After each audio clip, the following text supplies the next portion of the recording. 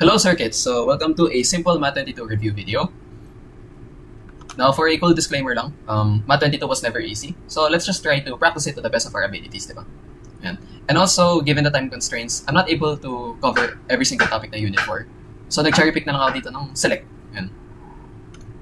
So Unit 4 is just a combination ng physics word problems, tapos gagamit tayo ng calculus to problem solve. Yan.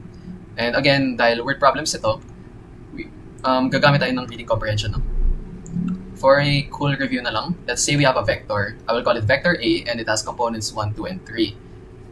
When we say get the magnitude of a vector, may vertical lines siya dito. I never understood why ganito yung notation niya, but it is what it is. All we need to do is get the square root and i-square mo ang bawat term. So 1 squared, 2 squared, plus ito 3 squared. No? Tapos kung ano yung ma-evaluate mo dito, that's gonna give you the magnitude. Ang geometric interpretation niya is simply the length of this. Goods naman, no? Okay, sige. Punta tayo sa mga word problems. Ayan. Oh my God. Okay. Yung LE4, sobrang word problem heavy siya. So, really important talaga yung reading comprehension, no? And so, given sa atin is R of t is a smooth-valued vector function such that, given ito, maghanap tayo ng vector equation ng tangent line ng R, hindi R prime, R, at time is equal to 0. So, paano ang magiging atake natin dito? Did you still remember this from high school? Sana. So, if we are given a line, ang kanyang equation is y is equal to mx plus b. So, ano yung interpretation dito? Ang ating slope, steepness lang yan, no? Kung super steep, not so steep, pwede rin negative steepness. Yun yung slope. Yung x is just positions in the x-axis. So, pwede mo rin ito baguhin as time, no? Pwede mo rin gawin as time. Tapos yung b natin dito, sinasabi lang niya is kung may line tayo, pwede natin siya iusog upwards or iusog downwards. Yun lang yung ginagawa ng b. Another interpretation ng slope natin is yung derivative ay literally slope siya. So, r prime mo ay yung slope. And kung ginagamit mo ni r prime, edi dapat ito r lang to. No? That means na yung r prime natin dito, sila yung slopes ng function natin at yung r naman ay yung offsets sa y. Ginagawa rin natin dito is kung kukuha tayo ng line function, tapos ito tatlong component to, no? Kung 3 components to, edi 3 components rin ng ating line function. Lagay lang na allowance. Ayan. And for each compartment ng ating vector, ay may isang line equation tayo. No? So kung gagamit tayo ng line, automatic dapat may time na dito. Ayan. To get the slopes, refer to the r prime. So ito, 0, 1, tapos ito, negative 1. So 0, 1, tapos ito, negative 1 dito. I-add natin yung mga offsets natin dito. So yung b natin is this, no? 1, 0, 2 respectively. Simplify lang natin ito na onte. 1, t, negative t, plus 2. At ito na yung answer natin dito. Basic pa, no? Ayan. So sa second question natin is unit tangent vector. Now, ito yung reason na medyo ayaw ko yung unit 4. Ang dami niyang formulas na need memorize, and this is one of them. Medyo dinaya ko nga yung problem eh. Dinagay ko yung formula dito. Pero sa exam, hindi naman talaga yung binibigay. Ang interpretation dito is, if we have r prime ito, we want to make the length and we want to squish it down to 1. So, dinidivide natin siya by its length para maging 1 siya. Ayan. Kunin natin yung r prime, sumakto na at time is equal to 0 to. 0, 1, negative 1, at ang kanyang magnitude. So, this is the magnitude nito. 0 squared, 1 squared. Negative 1 squared is just 1 squared rin, no? So, ito magiging square root of 2. Ang idea dito is i-divide natin ang bawat component by square root of 2. So, that is this.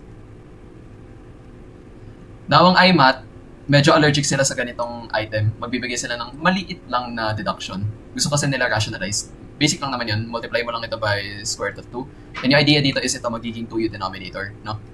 So, gawin mo rin siya dito. 0, square root of 2 sa taas, 2 to. Square root of 2 dito, tapos 2 to. At ito na ang ating final answer. Yan.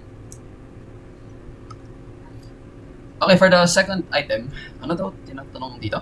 Okay, we have a vector function, r of t, reparameterize. Okay, that's just a fancy way of saying na lahat ng mga time natin dito, gagawin natin s. Ayan. So, gagamit tayo ng arcline formula. And, ayan. Constraints here. Okay, so may isa pang formula sa listahan ng mga formulas na unit 2. S of t is equal to some constant to time magnitude r prime du. Ayan. Ano ang constant natin? Magandang tanong yan. We want to start from here, no? Given na mag-start tayo dito, pay attention dito sa middle components. How do you make this middle component start at 0? Sumakto na, if we set time to 0, magiging 0 to. So that means pwede natin set yung a natin na 0. Nice. Ang next na lang na need natin hanapin is itong r prime tas ang kanyang magnitude. R prime natin is the derivative of each compartment. That's going to be, derivative nito is negative sine t, tas may scalar ka dito. Derivative nito is cos t, scalar nito. Derivative na 0, 0 lang. Tapos need na natin kunin ang kanyang magnitude. So, isa-square natin ang bawat component. So, squared nito should be 4 sine squared t. Squared nito is 4 cos squared t. Medyo nakikita na yung magiging strategy dito, no? Now, before ko siya ilagay na square root, mamaya na natin yung gagawin. Pwede natin i-factor out itong 4. And this, may property sa math na pag nakita mo to, nagsisimplify lang to 1. So, 4 times 1 is equal to 4. Now, bago mo makalimutan, may square root pa tayo dito, di ba? So, need pa natin to is square root, no? So, yung square root ng 4 is going to be 2. Ini-imply na ang ating magnitude dito, mag-equal lang to 2, no? So, let's evaluate this integral. Ang 2, pwede natin siya ilabas dito. Mag-start siya from 0 to t ng tu. Pag wala ka nakita u sa function mo, may u lang na nagpapakita. Ayan, parang surprise. Tapos ipa-plugin mo lang to, kaya na yun, no? 2t lang to. Now, if ito nakita mo, ito na pa yung final answer natin. No, mga common mistakes. Ako yung devil's advocate nyo. Hindi yun gagawin, ha? Ipagtikit natin yung s natin sa t natin. And solve natin ito, no? S over 2 is equal to t. Ito, lahat ng t natin dito, ipa-plugin natin na s over 2. No? Ay, tapos ito rin. Saan natin siya ipa-plugin? Sa r of t or r prime of t? Pina-plugin natin siya sa r of t, ah. Plugin mo to, r of t, hindi dito. So, ang ating rt, yung hindi derivative, pinaparameterize na natin siya, no? So, yung t gagawin natin s. Yan. Lahat ng t dito gagawin mong s over 2. So, this is going to be 2 cosine s over 2, 2 sine s over 2 ulit. Tapos ito 0. And this is going to be our answer for this item. Yan. Now, ang sumusunod na tanong dito is find q on r such that yung arc length niya from P to Q will evaluate to exactly pi units. Now, ang daming words. Ano ba ang tinatanong niya? Okay, so admittedly sobrang daming binato dito na terminology, but medyo simple lang pala ang atake dito. May pi units ka dito, di ba? At nasolve na natin ang kanyang arc length. So, gagawin lang natin, ipa-plugin lang natin itong pi dito sa s na to, no? So, lahat ng s dito, gagawin lang natin siya pi. That means ang r pi natin dito is going to be 2 cosine pi over 2 2 sine pi over 2, 0. So, paano natin ito i-interpret? No? Or paano siya sinisimplify pa? Ang pi over 2 is just 90 degrees. So, inikat lang natin siya to 90 degrees. Ang cosine nag-reference siya sa x-axis natin, tapos kinwish natin yung x value all the way to 0. So, yung buong term na to magiging 0 lang. Yung sine naman, ang reference niya is yung haba ng y value natin. No? At from pi over 2, nag-maximize na siya to 1. So, yung sine pi over 2 na to, magiging 1 lang. 2 times 1 is going to be 2. And 0 is as is 0. So to simplify, this is going to be 0, 2, 0. And this is going to be our answer for this item. So, chill lang naman, no? Okay, so for this third item, medyo fun kasi may velocity. Yon. Ang tinatanong dito is, maghahanap tayo ng position function ng r of t and magsa-start siya at this point, no? So, ano atake dito? Okay, let's go back to high school ulit. Ang acceleration natin, pag in-integrate natin siya, magiging velocity. Tapos pag in-integrate natin ulit yung velocity, we're going to get position. No? Which is exactly what we're trying to find, position. And sumakto rin na velocity yung given. So ang gagawin natin dito is pag in-integrate natin to, we're going to get velocity. We need to integrate this. And to integrate a vector, ini-integrate lang natin ang bawat compartment niya. No?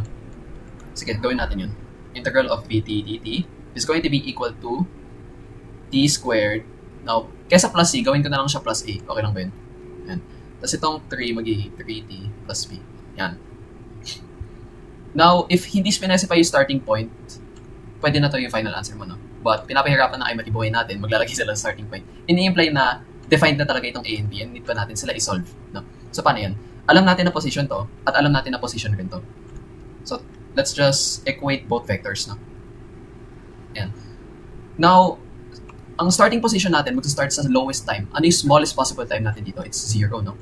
So, ipa-plugin lang natin yung 0 dito. That should give us A. Tapos ito, kung 0 to, B na lang tong component na to, no? At i-equate natin siya sa starting position natin na 0 and 1. Now, ang bawat compartment ay equal to each compartment, no? So, 1 is equal to 1, second is equal to second. Ini-imply nito na ang ating A is equal to 0 at ang ating B is equal to 1. So, pwede mo na i-plugin itong values na to dito, no? So, this will specify to t squared, kasi a0 lang. Ang 3t natin magiging 3t plus b. And this is going to be our answer. Yan. Okay, so for the final question dito is speed. Alright, now, since ito sumunod to sa A, does that mean ito ba yung gagamitin natin? Hindi naman necessarily ganun all the time, no? Kaya siya understanding the theory. Alam natin yung speed, related siya sa velocity. Ano yung relationship niya sa velocity? Kung may velocity ka, na vector, tanggalin mo lang yung direction niya, you will get the speed. So that means, pwede natin gawin dito is kunin natin magnitude nito, and that should give us speed na, no? And sa factor rin na, if in-evaluate natin ito at t is equal to 1, so ipa-plugin lang natin ito ng 1 dito. Lahat ng t, ipa-plugin lang natin ng 1. And then kukunin natin ang kanyang magnitude. So sige, let's do that. V of 1 is equal to square root ng, kung 1 to, 2 times 1 is just 2, no? So ito 3. Now, kunin natin ang kanyang magnitudes. Ang magnitude nito, paano yan? No? Square root lang, tapos i-square mo ang bawat term. So this was simplified to square root of 13, and that implies na ang ating speed is equal to the square root of 13 meters per second. And this is going to be our final answer. Yan.